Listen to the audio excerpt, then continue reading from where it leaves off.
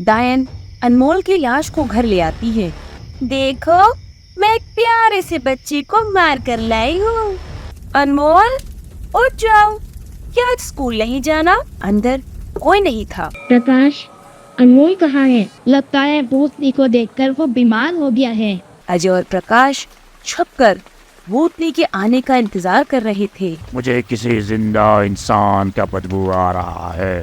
फिर डायन ने बिल्ली का रूप लिया और इधर उधर चलने लगी।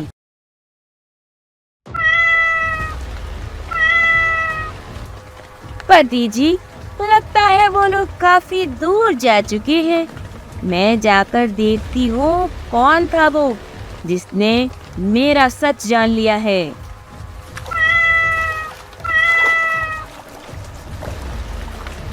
बिल्ली सूंघते सूंघते प्रकाश का पीछा करने लगी।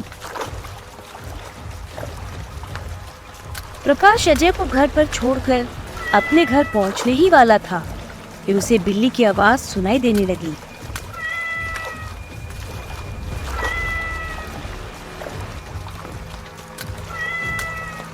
बिल्ली की आवाज सुनकर प्रकाश बहुत डर गया और वहां से भागने की कोशिश की, पर वो वहां से हिल भी नहीं पाया। बिल्ली प्रकाश की तरफ आई और प्रकाश जमीन में गिर गया। देखते ही देखते बिल्ली ने अपना भयानक डायन का रूप ले लिया। प्रकाश, क्या तुम मुझे छुपकर देख रहे थे? अब मुझे तुम्हारी आंखें निकालनी होगी और तुम्हारा कलेजा भी खाना पड़ेगा। प्रकाश कुछ बोल नहीं पाया और ना ही हिल पाया। मैं तुम्हारा कलेजा कल खाऊंगी, पर आज तुम्हारी आंखों से अपनी भूख मिटाऊंगी।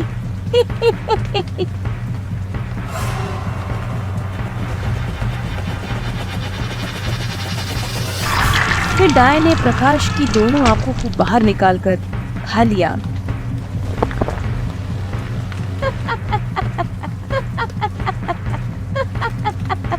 और डायन प्रकाश को भी उठाकर अपने घर ले गई और उसे भी संदूक में रख दिया जहां कुछ दिनों पहले अनमोल की लाश रखी थी। पति जी, मैं उस बच्चे को ले आई जिसने मेरा पीछा किया था। कौन था वो? क्या वो अकेला था या वो किसी के साथ था? अनमोल का दोस्त प्रकाश था।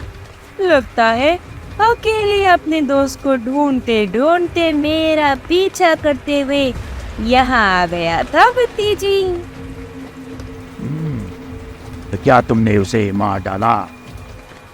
नहीं पति जी, वो बस बेहोश हुआ है, पर मैंने उसकी एक आंख खा ली है और दूसरी आपके लिए। ठीक है।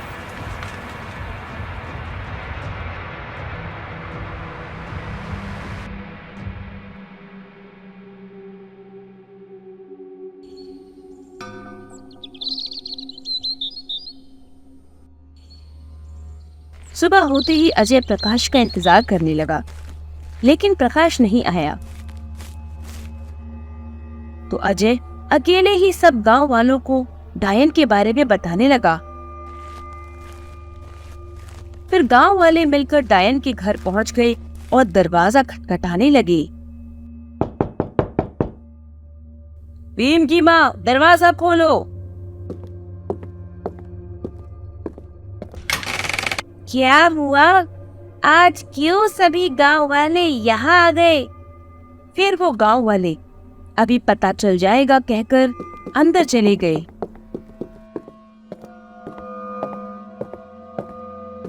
उन्हें अंदर एक कोने में संदूक दिखाई दिया, जिसे उन्होंने खोलकर देखा तो वहां प्रकाश बेहोश पड़ा मिला।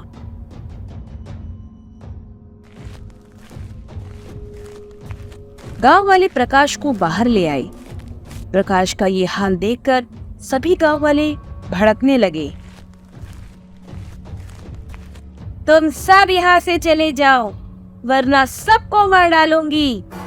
इतना कहकर डायन ने अपना भयानक रूप बदला।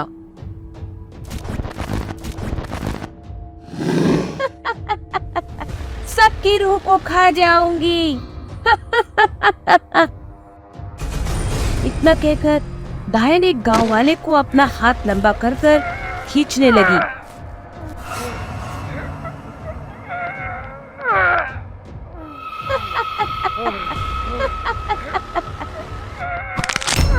और उसका खून चूसने लगी।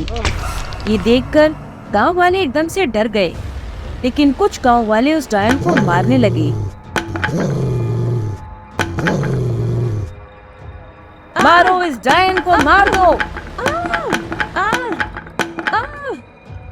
फिर गांव वालों ने डायन को घर के सामने एक खंभा बनाकर बांध दिया। गांव वाले डायन को जलाकर मारना चाहते थे, लेकिन तभी तांत्रिक ने आकर कहा, नहीं, ये डायन जल के नहीं मरेगी। ये तो सिर्फ मेरे मंत्रों से ही मर सकती है।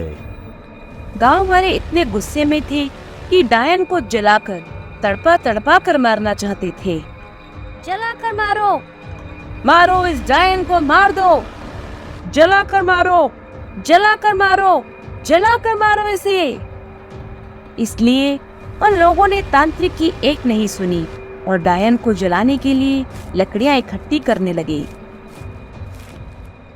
लकड़ियां चारों तरफ रखने के बाद एक गांव वाला डायन को जलाने के लिए आगे बढ़ा। अच्छा, तो तुम मुझे जलाएगा, लेकिन याद रखना, जब मैं वापस आऊंगी तब मैं तुझे तड़पा तड़पा कर मारूंगी। मैं तुम्हारा इंतजार करूंगा। न कहकर उस गांव वाले ने डायन को जला दिया और डायन तड़प तड़प कर जलने लगी। आ, आ, आ! तांत्रिक दूर से ही डायन को जलते हुए देखते देखते सोचने लगा, तुम्हें मैं जल्दी वापस लेकर आऊंगा डायन, और फिर इन सब से बदला लेना। बस तुम्हारी राख एक जगह इकट्ठी करके रखना।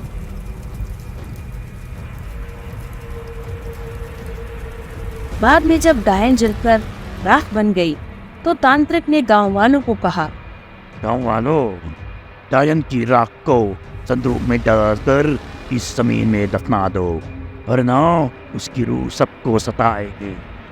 गांव वालों ने ऐसा ही किया। राख को संदूक में डालकर जमीन में दफना दिया।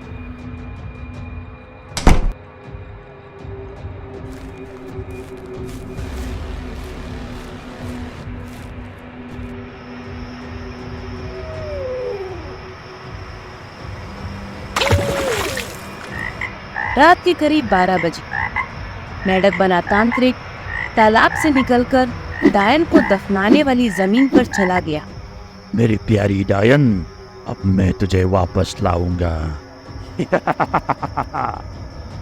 ओम क्लीं क्लीं चामुंडाय ते नमः। और डायन को जिंदा करने के लिए मंत्र पढ़ने लगा। ओम क्लीं क्लीं चामुंडाय ते नमः। ओम क्लीं क्लीं चामुंडाय ते नमः। ओम।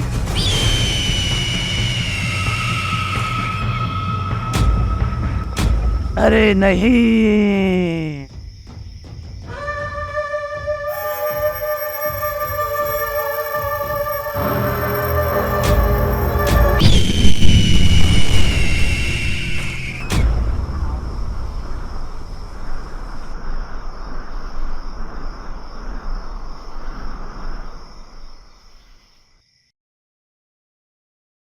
तो दोस्तों, ये थी आज की डायन की कहानी। आप लोगों को ये कहानी कैसी लगी? क्या डायन आज भी हमारी सोसाइटी में छिपकर रह रही है, या आज के मॉडर्न जमाने में डायनों का अस्तित्व खत्म हो गया है? आप हमें कमेंट करके बताएं और साथ ही लाइक और सब्सक्राइब करें। धन्यवाद।